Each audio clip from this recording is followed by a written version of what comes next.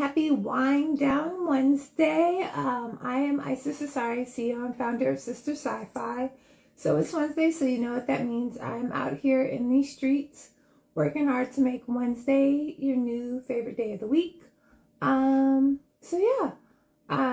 Today the topic is indie publishing, and I'm excited to, as we head into the first Sistah Scifi Author Expo, to shine a spotlight on not only Be Infinite, which is an indie publishing house, and an indie author. So they will be joining soon. I'm out here. I'm like, oh yay! Okay, I see Be Infinite, so I'm out here. I'm hyping things up. As we wait for them to join, let us know.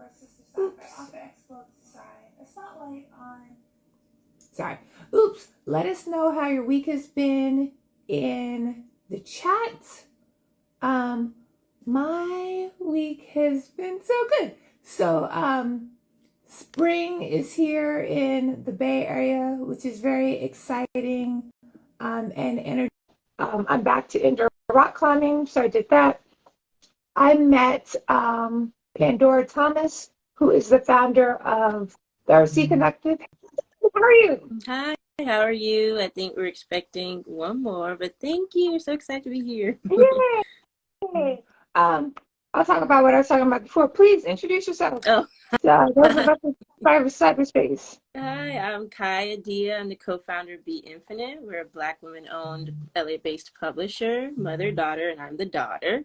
And so Amina, our author, who we helped publish Opal Island, which should be joining very soon too. But thank you so much for having us. So tell us, my pleasure. Tell us more about Be Infinite, mother-daughter team, how that started, why LA, all that good stuff. Okay, well, first, I am LA-based. So we're LA-based. We are in the West Adams area, so born and raised here. And so we always wanted, West Adams has been a historically Black area, so we really it's important for us to be here, share that we're a family-owned business in this space. So that's why LA. The rest of it is we are avid book lovers. We have so many books under our belt. There's graphic novels, books on my shelves, books everywhere. So I've always grown up around reading. And so that's been important for me and my mom, that we thought, let's just get started. But, I'm going to get see you, Amina. Oh, I see her. Okay. Did you send them a join request? Oh, no. I'll do it. Okay, thank you. Okay. So I have lots more questions about Be Infinite and Opal Island. And this would be like a free-form discussion, but tell us how your week has been. Oh. Hello. Hi. Hey. Hi. How are you? How are you guys? Good. Can I ask for a huge favor? Sure. Totally okay to say no. It looks like maybe you're sitting beside the light. Could you reorient your phone so you're facing it? Absolutely. Is that a little bit better? Yes. Oh, you're in the sound. Yes, that's better. Okay. Yeah. Yes? Okay. Yeah. Okay. So how's y'all's week been? We're halfway through. How's it been? Thank you. I know it's Wind Down Wednesday. It's been a good week. So happy we're at it's hump day. We're over it, getting over it. Have a good weekend and the rest of this week ahead. But it's been a good week. I would say so. How about you, Amina? I would say the same thing. It's been a productive week. Very grateful that we're halfway through it. Ready for the weekend. Excited about this LA Times Book Festival. I'm not sure if you guys got into it, but very excited about that and getting out there. And it's my first time going, so I can't wait to see everyone and meet everybody and see all the book stalls and booths and authors. And I think it's going to be a great event. Yeah. Everybody's at the book festival. Sistah Scifi won't be there, but I saw someone pause. Please introduce yourself. Yeah. Sure. Sometimes I get so excited. I'm like, yes, that's a piece of stuff. Absolutely. My name is Amina. I am a new debut author under Be Infinite Publishing. Wonderful Kai right there did the illustrations in my first novel.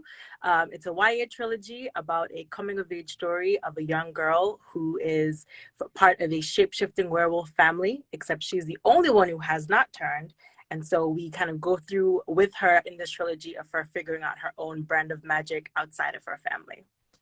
Awesome. That's Opal Island. Can you hold up? Can one of y'all hold up the book? Sure. Oh, I haven't yet. Oh, beautiful. Yes, It go for is. it. I will be the spokesperson. Yeah, so we designed the cover, and it was a really good process of working and collaborating together on the book. So Loved it. Yeah, how did you find it? So we discussed like what got you into indie publishing. What got you into writing? I mean, in writing in particular the story of Opal Island. Sure. So I've been writing since I was 12. I grew up on an island. I'm from an island called Antigua. And from 12 to basically now, I've been doing all types of writing. So at first, I was a journalist. I went to school for journalism, got my master's in journalism. I worked as a news producer for a couple of years. And while that was an interesting and very learning and growing experience in journalism, the writing specifically wasn't for me. I did love the production and being part of a huge team. I want to give every single journalist a shout out right now because it is a very hard job. And, you have to do it with grace and care and sensitivity. And I learned a lot, but I really wanted to get back to my creative writing roots. That's where I have the most fun. And so I started Opal Island 5 years ago. It came from actually Catwoman fiction, like fan fiction backstory that I came up with, and I just kind of kept on pouring more of myself into the story, and now we have Opal Island like 5 iterations later. I love that. I didn't realize it was Catwoman fan fiction, but you're right. We don't actually have like where did Catwoman come from? Where did she come from? What's her origin story? Exactly. Yeah. And that's how it all like started. It's very far removed from that now. Yeah. Let me say, there's no Catwoman at all. It's very much like my own story and that kind of thing. But the thought was sparked by that, like, what if she was, and I kind of went from there. Yeah, I love it. And what pulled you? When Be Infinite was deciding which books to bring to the world, what about Opal Island was like, this is what we have to publish? Oh, that's a really great question. So we actually, I know Amina had gone into a local bookstore called Reparations Club, and they recommended her to us, and we're just like, okay, let's I'll look and see. And then I believe we got a sample, and we saw some initial story, and the story seemed really captivating. It really jumped off the page and made you interested in the main character. Her name is Contessa. It made you interested in her story, and we thought, okay, like this sounds like a great journey. It sounds like a great character arc in there. So we couldn't wait to see the full story come to be and develop. And we thought, okay, this is a great project to get on. We wanted to, and because it has illustrations, we're like, this is going to be a great space to show Afrofuturism, show great illustrations, and show like the artistry across the African diaspora. Yeah. Yes. And I think you probably said this in your initial email. So there are illustrations in the book, but it's not a graphic novel. Correct. Yes, it's like a hybrid. I like to call it like experimental. So it is not a graphic novel, it's not a comic book, and it's not just a novel. It's an illustrated book, but it reads kind of like a comic book because of its length. It is like 88 pages. So it's kind of somewhere in between that. And I think people will really enjoy it because I tried to be very concise. Thankfully, Kai and her mom, Angela, are fantastic editors, and they really saw the vision. And so they were able to help me kind of put it into a really great format of not being too long, not being too short, but just giving you just enough in what you need to get the story along. Awesome. I have some additional questions, but I also want to say for those of y'all listening in cyberspace, please feel free to drop your questions and or comments in the chat. I can see them. Adrian, I think the person's name is Adrian or just the handle is Yo Adrian. I guess that's a reference to Rocky. So proud of you. That's I mean, yeah. So let me know if you have any questions in the chat, and I'll pull them into the conversation. So, what was we talked about editing and we talked about designing the book cover. What was the production process like, and how is that different from traditional publishing, and how is that different from self-publishing? Okay, well, that's great. So yeah, the process was a lot. I think we have a partnership publishing. So based on that, it's very collaborative. So we worked really closely with Amina to see, okay, what is the trajectory of her story? She came with us with a lot of content, and we kind of helped to, in the editing process, the developmental editing was really hand by hand, hand in hand. We said, okay, let's look at this character's journey. Let's see how, let's not end the book this way. And then that ended up in us deciding to make it into a trilogy. So book one it's slim and it's a good read for young readers. And so that kind of became our book focus. Let's focus it on young readers, focus it on carrying a character-driven story as well as great plot. And so that became us teasing that out in the production process. And then in the developmental editing and editing process, and then from there we moved into, okay, now it's time to make the book. And a lot of that is I make the help layout, help design, help format. And so we made it kind of in a good pulp fiction type way. The paper, when you feel it, it's very it's black and white, so I'll be able to show it. So it's black and white, but and it feels really nice. It feels really nice to the touch, and it kind of is reminiscent. The fonts and everything is reminiscent of an Octavia Butler book. I'm gonna try and show you guys, but and it just focuses on people's names and the characters. So that became the production process, and then from there, we did national distribution, so it's it's everywhere now. And let me just piggyback off what Kai said with the production process. She mentioned that I gave them a lot of content, and I did. As I said, when I first started this whole journey, it was from a very random thought and spark of a fan fiction aspect, and then as I'm writing more, it was like vomit. I was just kept on going, had all these big ideas and things I wanted to add and ways in which I wanted to bring the characters around and maybe do a ABC type story. I had a lot going on, over 200 pages of stuff. And then once I did the sample and sent it to them, and then as I'm writing it again, they gave me some fantastic notes.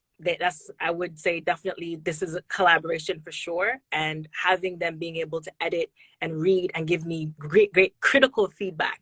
Not just this sucks, but maybe you're kind of losing us here. Maybe these sentences aren't the best way to describe this particular scene. Maybe you're adding too much and not, you're showing and not telling. There's a big thing with this as well.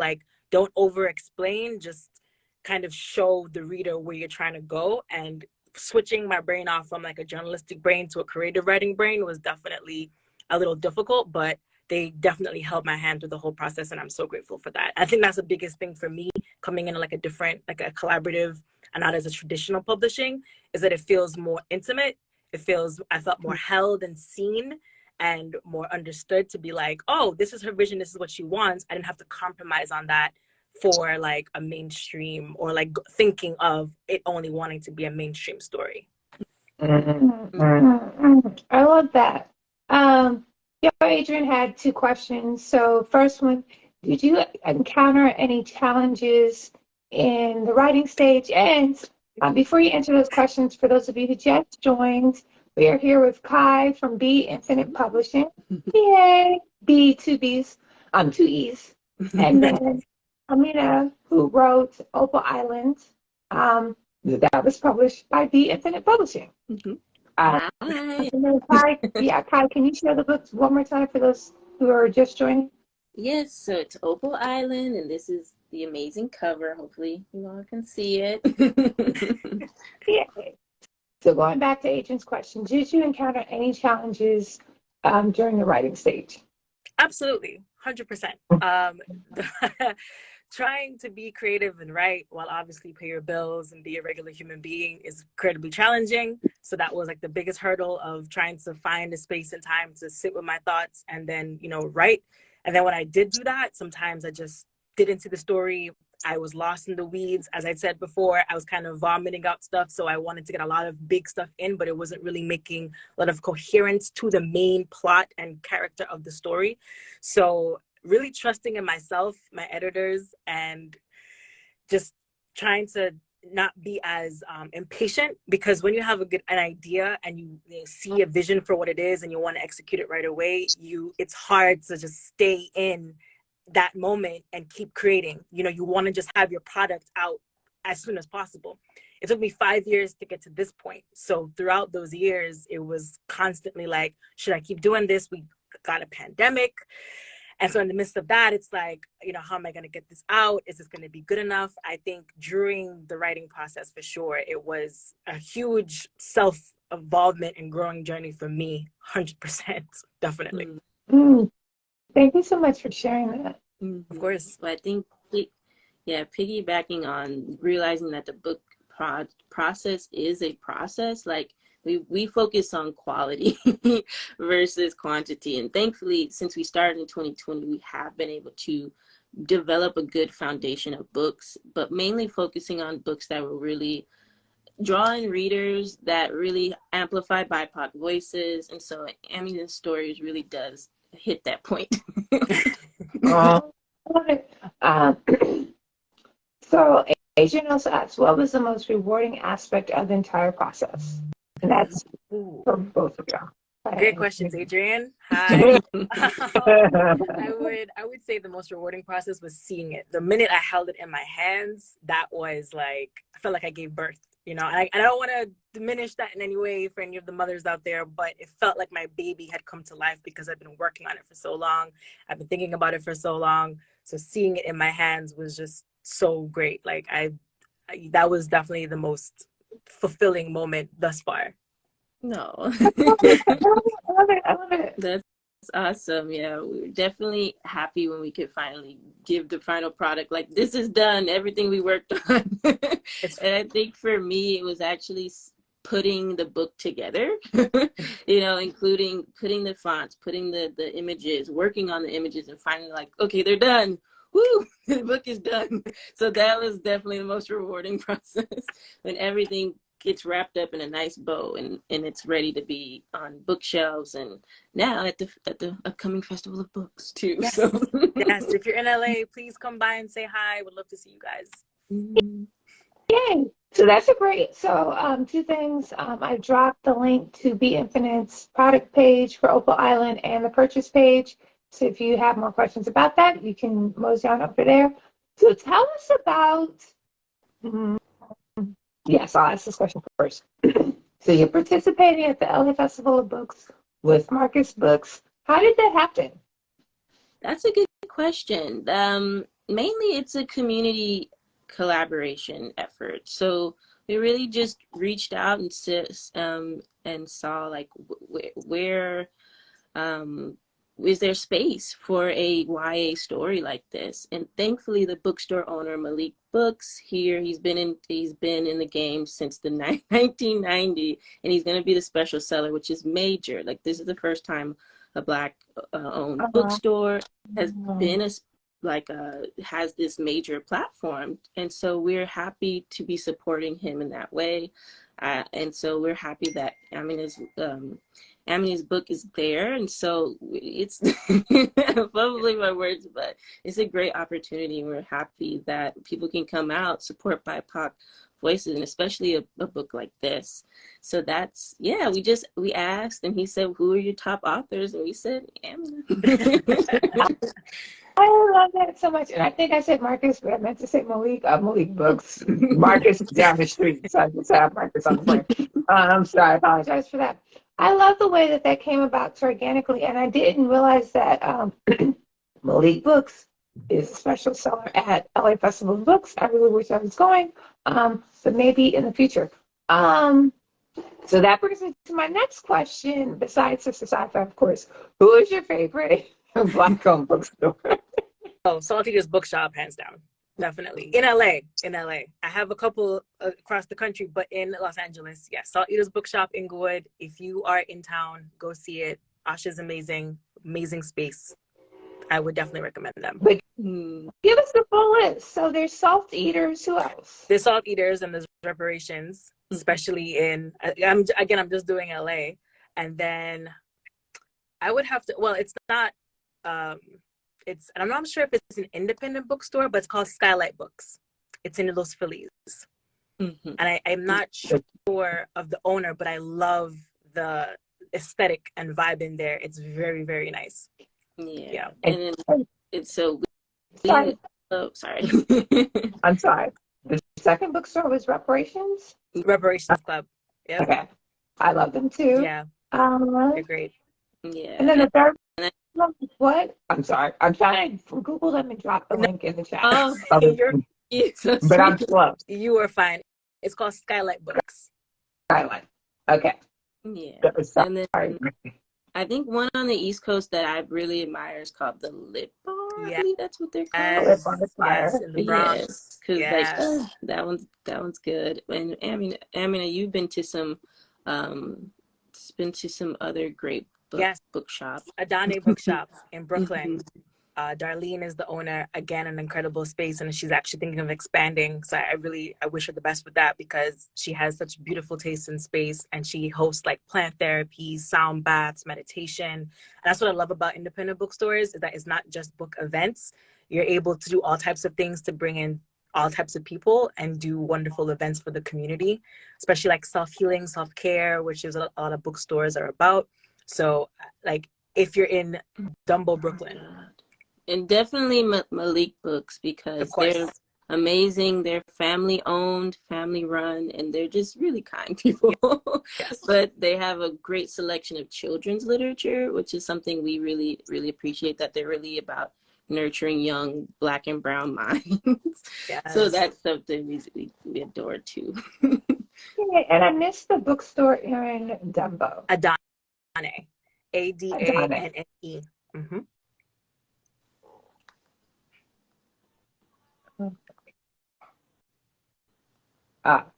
Ethiopian bookstore? No, she's Nigerian. I don't think. ADANNE.co. Try that. ADANNE.co. Okay, I missed the name. Okay. Yeah, she's great. Awesome. Okay.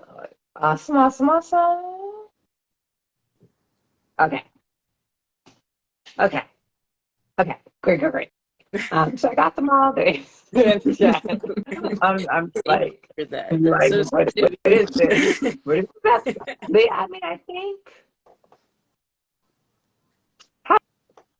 how's the reception been to both the publishing house Be Infinite and Opal Island? I think the reception has been really great. Everybody that I've spoken to or talked to or sent the book to, I've gotten fantastic feedback.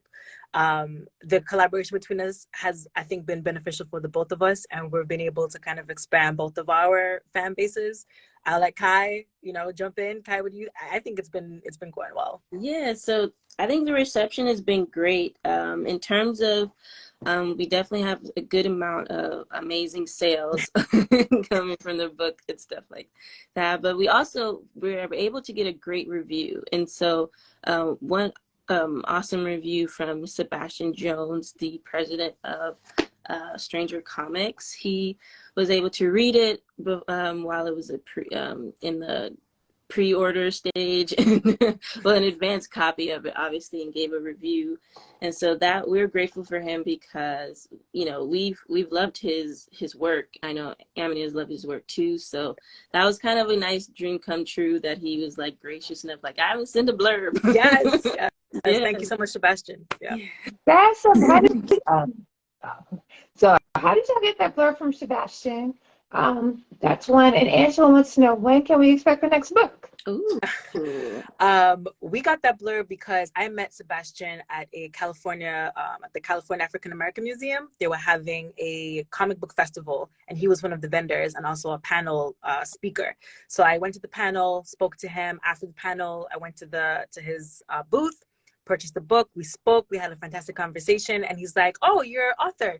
Send me." He was just from the very beginning, incredibly gracious, incredibly supportive, and that's how I've found the relationships with people to be in this world. So thus far, like, I've gotten nothing but like open arms and how can I help you? So that's been great. And then book 2, I'm hoping for October release. Kai and I still have to talk about that. But I'm aiming for fall of this year. Yes. Kai, how's that looking? Kai. Well, we definitely have all the content. We've the story. We have a great story, and because it leaves on a great cliffhanger about this amazing festival that's going to happen, and so we know where the characters are going. We know what their motivations are and what they're ready for. So yeah, we'll see ya. So Angela, a few more months. This fall, you'll be coming up with a great book. What's the name of book 2? It would just be Opal Island book 2. Oh, okay. Yeah. Got it. Keep it very simple. Yeah. Yes. Opal Island book 2. Angela, thank you so much for that question. Again, if you have questions, please drop them in the chat. I'll bring them into the conversation. If you just joined, we are talking to Amina and Kai. Amina wrote the book Opal Island. Book 2 is coming out soon. And Kai is the co-owner of Be Infinite Publishing, a Black woman-owned independent publishing house. Oh, and before we do anything, please show us the book. Yes. Yes. I know. Ooh. Let's show her off. Yeah. Awesome. What? So I know there's a book 2, but what's next? Barring any limitations in time and money, where would you want Be Infinite and the Opal Island series to be 2 years from now? You said 2 years from now? 2 years from now. 2 years from now. 2 years from now, I would love for us to be in development on an animated series. That would be like wildest dreams come true. Because as I'm writing this and doing this and came up with this, all of it was like from a television like mentality of seeing it on the screen, like seeing it visually.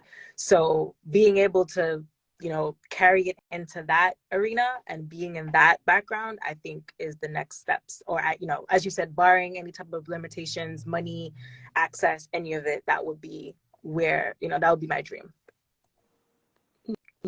Yeah, I think in terms of Be Infinite, we do echo that we definitely want to see stories like Amina's and the other ones that we create, such as like great short stories, great prose. Like, we want to see them get to wider and more audiences. We want more people to get the books, read the books, get a space and find, make reading back into their realities, making it a part of their lives. Like, we want that to really touch young readers, but all people of all ages. So really capture people and see how our stories can move in different mediums. So from animation to actual short films or anything like that, we really would love a collaborative, sensory experience.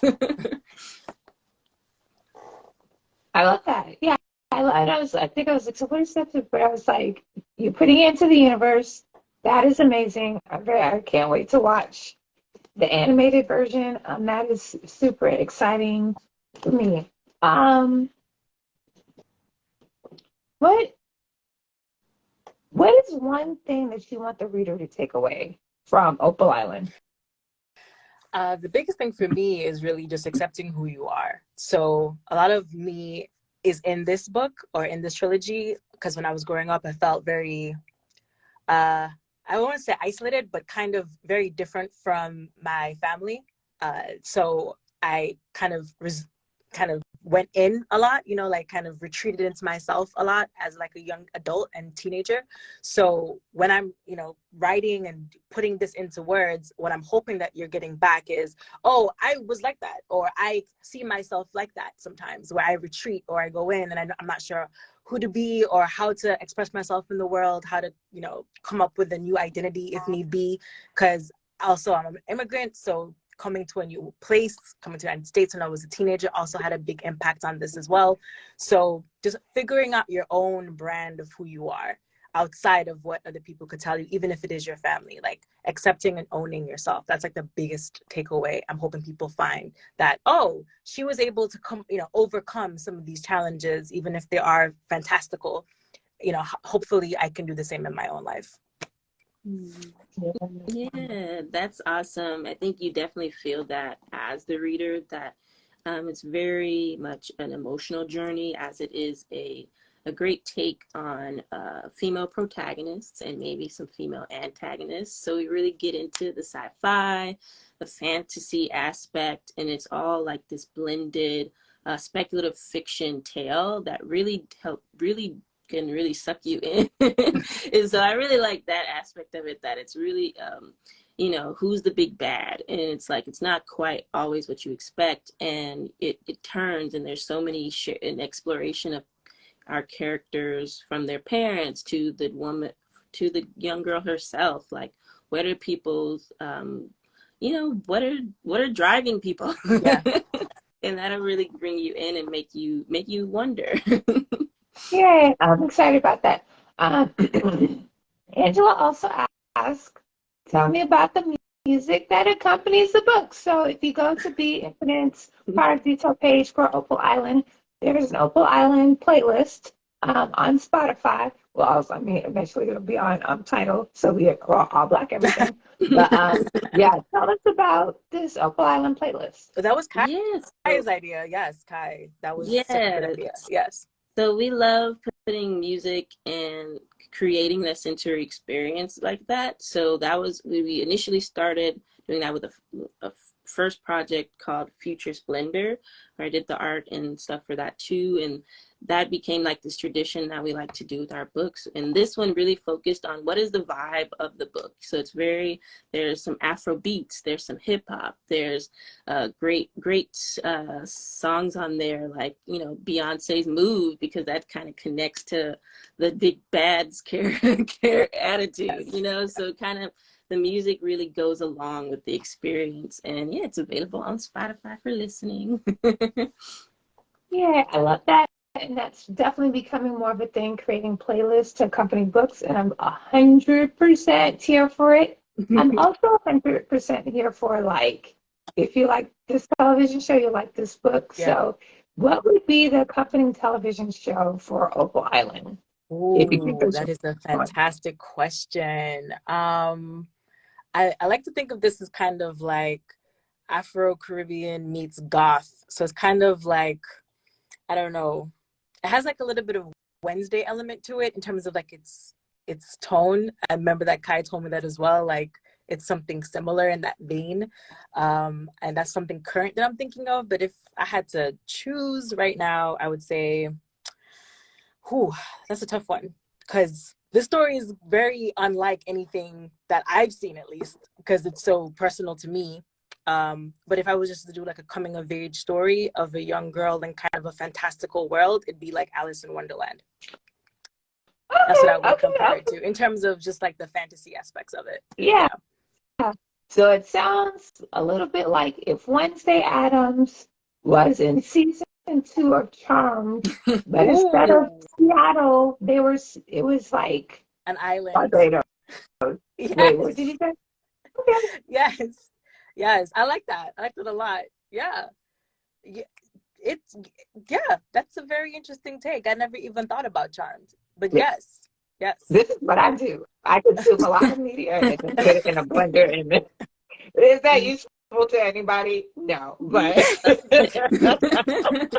yes. Kai, what do you think? No, I think it's great. Yeah, definitely. There's Wednesday attributes to it. You know, definitely a girl in her feelings and not understood by the world. And ooh, another one, maybe a little bit. Ooh, what's a good werewolf one? Well, maybe a little bit like Vampire Diaries, but if it was like Bonnie's Werewolves. perspective. Yeah, yeah. That's fair too. Yeah. Yeah. Because Or it like, deals with like the family drama of things as well. So yeah. Yes. yeah. Yes. All of the originals and all of Vampire Diaries and all of Legacies. Yes. Yeah. So here, like I said, I consume a lot of media, which brings me to my next question: what are you watching? What are you reading? And what are you listening to? I'll let you go, Amina. Okay. What am I watching? Currently I'm watching The Mandalorian. It's almost finished. So I'm gonna be watching the season finale probably as soon as we get off this call. What am I reading? I'm currently reading actually a Stranger Comics comic. It's called Untamed by Sebastian Jones and co. Very, very, very good. Highly recommend it. Fantastic comic book. And then what am I listening to? I'm currently listening to a Black harpist. I think her name is Brittany. I forgot her last name. She's incredible though. I want to say her name is Brittany Howard or something with an H. She's a Black harpist with beautiful hair, and someone just recently put me onto her, and she's incredible. I would highly, highly recommend her her albums and playlists on Spotify. It's very good. Okay, I'm a Google. I dropped Untamed into the chat. Yes, great. I'm going to drop Black Harpist. And I think, and her name is Brittany. There's more than one. Oh, Brittany Younger. There's Brandy Younger. There's Jordan Thomas. There's Angelica Harrison. Brandy Younger? It's Brandy. Yes. Yes. Yes. I remember her first name beginning with a B because I just recently, like 2 days ago, got into her. Incredible. She, like, her sounds are, yeah. And I'm a big classical music fan. And so she gives just such eloquent scales. So yes, highly recommend. Yeah, good recommendation. Yeah.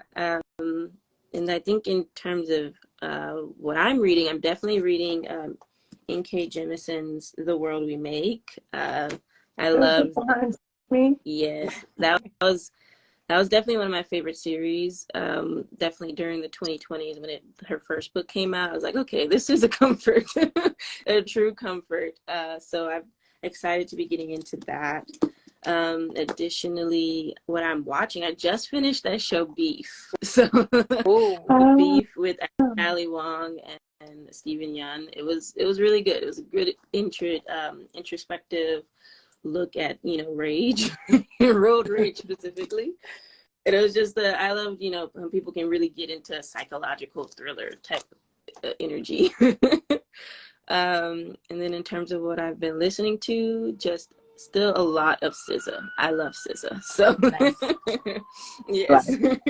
all the SZA. Here for it. So for television shows, I'm sure y'all know where Beef is. I'm sure y'all know who SZA is. I dropped a link to The City We Became and The World We Make into the chat, and somehow you don't have it already. I love it. I love what y'all. Thank you for sharing what y'all are watching and reading. That's really exciting for me, for somebody who consumes way too much content. Oh, can we get an excerpt read aloud? It's totally okay to say no. I did not. No. Yes, absolutely. Let me just grab the book, and then yes, I can absolutely do an excerpt. I think I can do the one that I did at the launch in LA. So this is just to give you a quick context setup. So Renee, who is the antagonist, or one of them I should say, is showing off something called gamma ray. So this is just highlighting some of the technology that Parish 2 has that Parish 1 does not. So Parish 2 is very much more like technologically advanced than Parish 1. Even though they're on the same island, they have resources that are not the same as Parish 1. So she's basically showing them one of their most technologically advanced gadgets. A single focused beam shoots out of gamma ray towards the sky. Renee runs towards a nearby window. "This is my favorite part," she screams out in awe, "when it brings the particles alive." Mr. Winter comes to stand next to her. They both watch in silence as the beam connects with 4 points in the sky. The points connect with each other to form the outline of a large bird. "Is that a swan?" Mr. Winter asks in disbelief. "How is that possible?" As Michael said, "It's a conversation," Renee answers, not taking her eyes off the sky. "Whatever is in the barrier has universal matter inside it. When you focus the matter towards the sky, a cosmic event, they speak to each other somehow." "What do you mean by a cosmic event?" Mr. Winter asks, inching closer to the window to get a better look. "It really could mean any number of things," Michael answers quickly. "When another planet is in close orbit to ours, when the moon is in a certain position, or like tonight," he points up, smiling. "Cygnus is a constellation that passes over our parish a few times a year." Michael presses a few more keys on the computer and the beam changes from a bright blue to a light purple hue. Once they connect, gamma ray becomes the perfect extraction tool. He hits a small button and then inserts the USB drive into the device. The light purple beam slowly retracts back into gamma ray. Just before the last of the beam re-enters the device, it hits a stray bird in the sky. The bird squawks loudly in protest and alters its course, going back towards the barrier and into Parish 1. The image, if that's okay. Oh, sure. Yes, absolutely. Let me show the image of gamma ray. Well, I'm already showing it. Yes. Yes. Yay. So that like extracts something out of the sky that is very, very important and a huge cliff or Easter egg, I should say, towards what happens in the series. Yes, and it's a picture illustrating and bringing that moment to life on the page. Mm-hmm. That's really cool.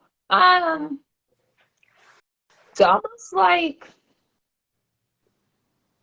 I'm thinking of another comparison, like Midnight Robber without the trauma. Without the trauma. There's a lot of trauma in Midnight Robber.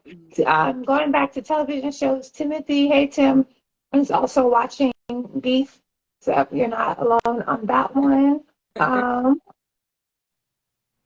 But speaking of Tim, wait, before you ask me this question, I just need to give a shout out to the book behind you, Infinitum by Tim Fielder. Mm-hmm. Incredible book. Really, as I was writing this book, like year 3, I got that book, and seeing how he put that whole story together was so inspiring. So Tim Fielder is such an incredible artist and creator. Yeah, I barely ever see it outside of like social media. So seeing it behind you is like, oh my goodness, I have to. What a beautiful coincidence! I know. It's such a beautiful book. Yeah. So since you say that, so a couple things I have to admit. So before starting the bookstore, I only really consumed audiobooks. And so like having the bookstore, I started collecting books. And so I don't know how I found Infinitum, right? Maybe Tim emailed me. I'm not quite sure how it happened.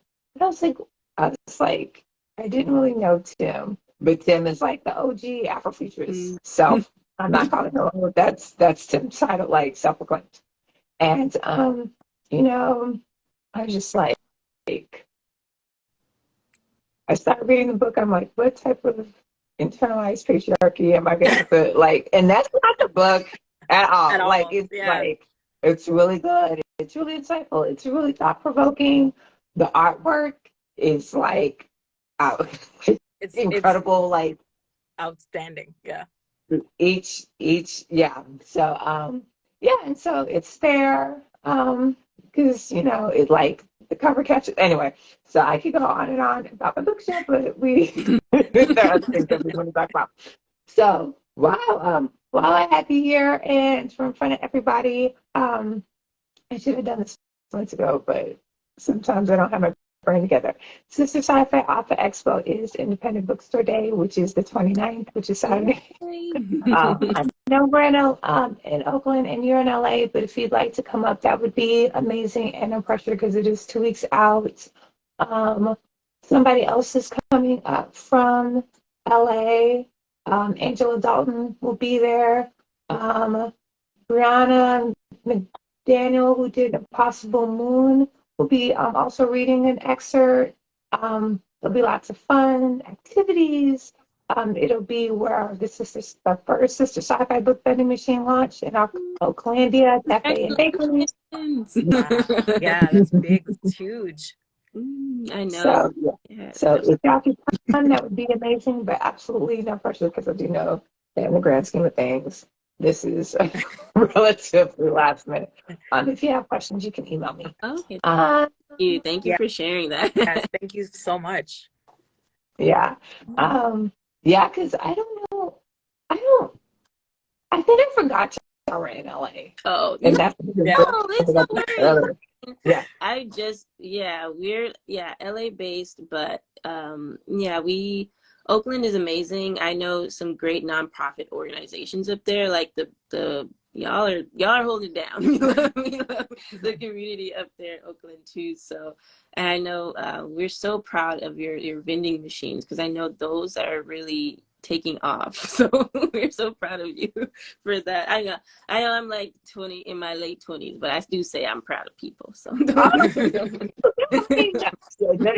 think sometimes it's hard for me to take compliments, and then like I'm excited about this. So that's what the face is. And this is the sci-fi book vending machines. Anyway, so more back to Opal Island. Who's your favorite character? Who should we be rooting for? Amazing. My favorite character is actually Renee, which is the bad guy. Yes, I'm here for it. I love rooting for the bad guy. Well, I was able to express so much more of like my darker, shadowy, very, manipulative and crazy parts of myself into Renee. And I never get to do that in my regular life because, that's not how people conduct themselves, obviously. But just being able to be as free and open and as, like as crazy as I want to be, I loved doing that with her. And so, and it also took me in like, well, what if she did this? And she, she's smart, but in a very, this like manipulative and deceived, this like, what's it called? Vindictive way, and she is about progression and technology, but it's all selfish. It's all about her and her needs and her wants, not like the bigger whole.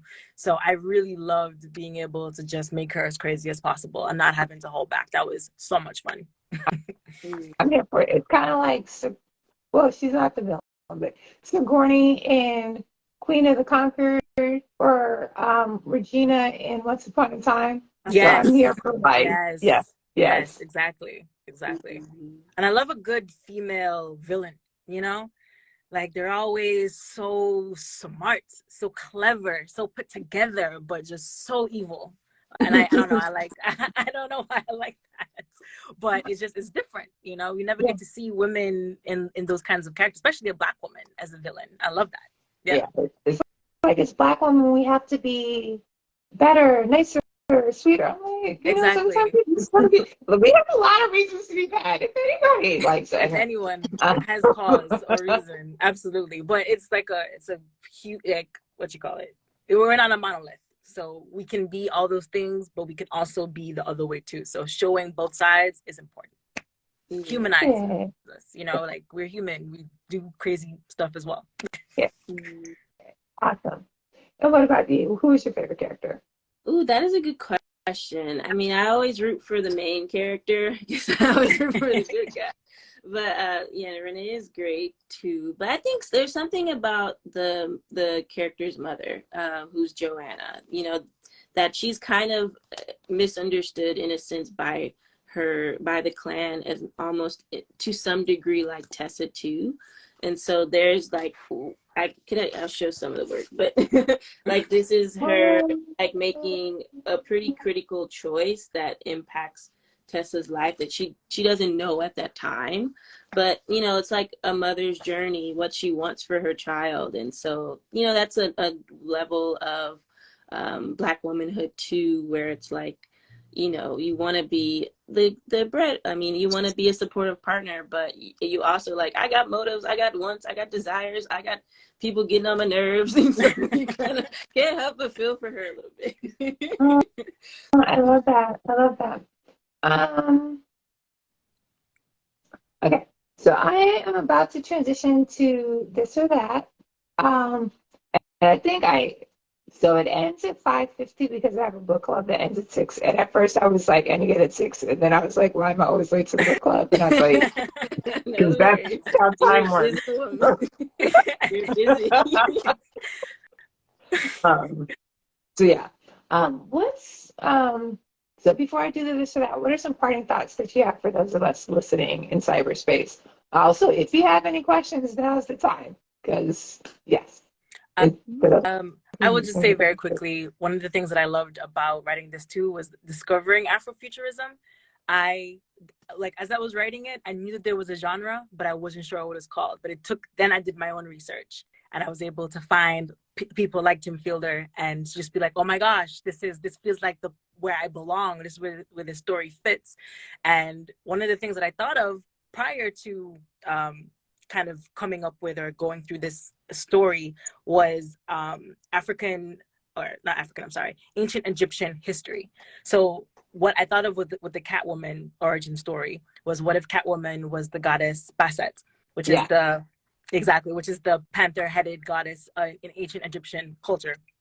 Like, what if she started there, but her energy, her essence, basically who she was as a person, transferred all the way into the future into Catwoman. So it started off as that. That's how the story started. And I say all that to say that's how I think and how my mind works a lot with this story, is going back into our past as African Americans, as Afro-Caribbeans, as West African culture, ancient Egyptian culture, anything that has to do with the diaspora, going back that way and thinking of how things could have been if they were now in the present, if it was kind of untouched and uncolonized, where would we be today? And that's another way of thinking about Afrofuturism. It doesn't necessarily have to be like this epic saga of like a Star Wars, which is what I thought it had to be. But it's really how we see our Black stories progressing forward. So I would just encourage people to also go back in time and think that way, because you can grab some amazing stories from our history and modernize or think about them in new ways.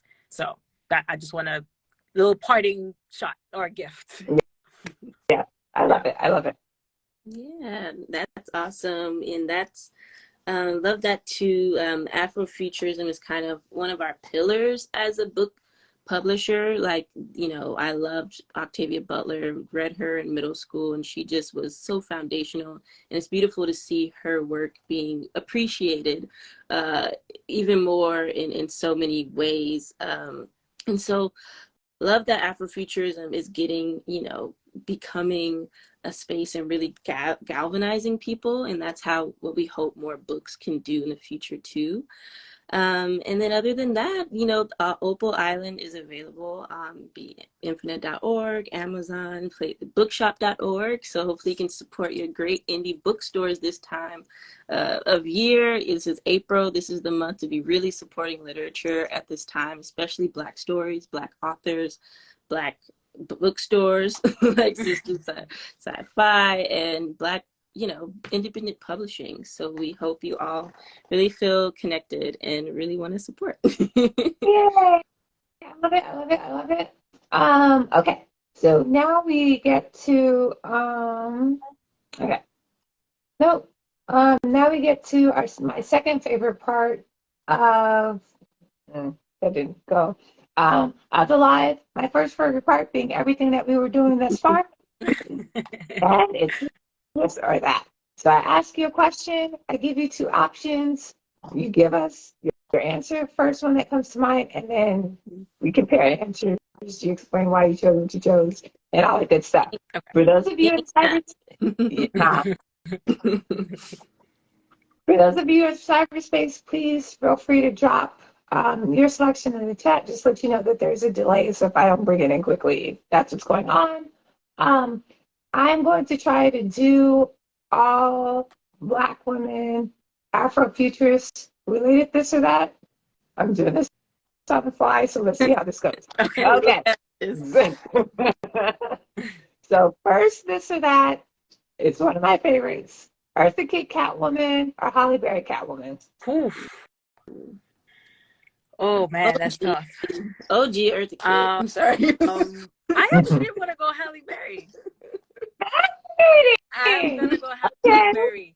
I think it's a cult classic. I think she gets a lot of, well, now people, it's kind of like beloved in a way, but I actually also love Halle Berry's personality, because I don't know if you saw how she accepted her Razzie Award. She went up with her Oscar and had the same energy as like receiving her Oscar. And I just loved that she could take something where it flopped and she didn't like take it personally. She was still able to kind of like live in it and have a good time and like make fun of herself with it too. And I love that about her personality. And Eartha Kitt is an OG, I mean, obviously, but the way in which Halle like handled that whole movie and it's like, you know, since that's why I would pick her.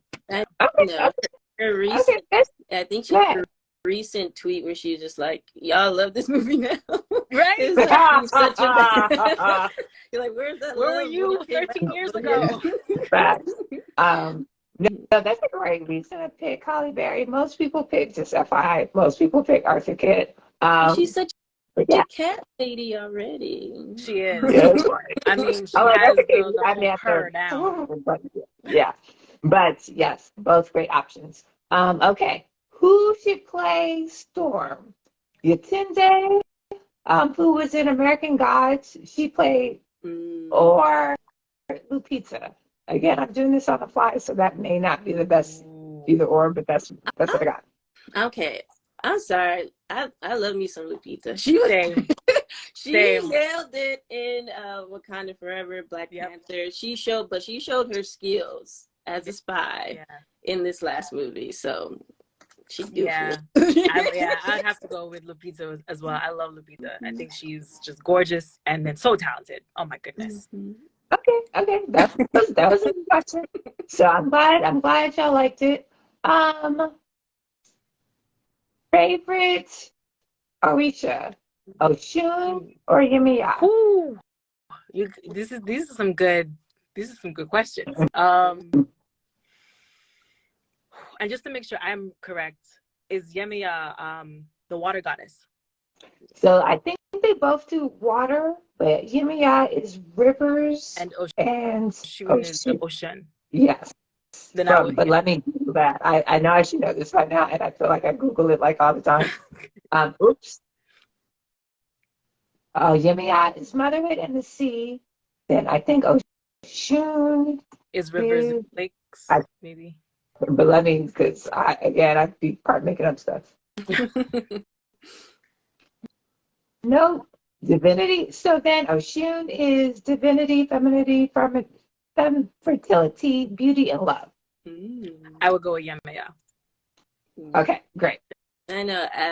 I'm more familiar with Yemiya because of her water symbolism. So I'm more familiar with her. So I gotta go that way too, because she's a water goddess and I'm a water sign. So like awesome. And this is the last one, and we're right on time. Erykah Badu or Janelle Monáe? Oh, come on. Yeah. Oh, that is hard. I gotta go with the OG Erykah. Yeah. I know it's the same. Erykah, she's even a scientist and a exactly. She's amazing. She's like the blueprint for, I think, a lot of people like coming into that like neo soul era, and just the ways in which she expresses herself and the knowledge that she still drops. I don't know. She seems alien in a way, and I love it. But they're both amazing Afrofuturists. So. True, exactly. Love them both. Yeah. But no, definitely love them both. That one usually is like people are like big bad. They're like, I'm not going to answer this question. I answer the question. It's usually a 50-50 split. Thank you so much for playing, but more importantly, thank you so much for your craft and the artwork and the beauty that you put into this world. I know it's not easy for Black creatives, so I really, really appreciate the both of y'all. I appreciate your time and coming on the show. And yeah, everybody, if you're in LA, go to the LA Festival of Books, go to Malik's booth, where you can get your signed copy of Opal Island. Enjoy the rest of your week. Claim your magic, create your future. Yes. Thank you so much. Thank you so much for having us. We appreciate the space. We appreciate you too. Absolutely. Thank you so much. Okay. Bye. Bye.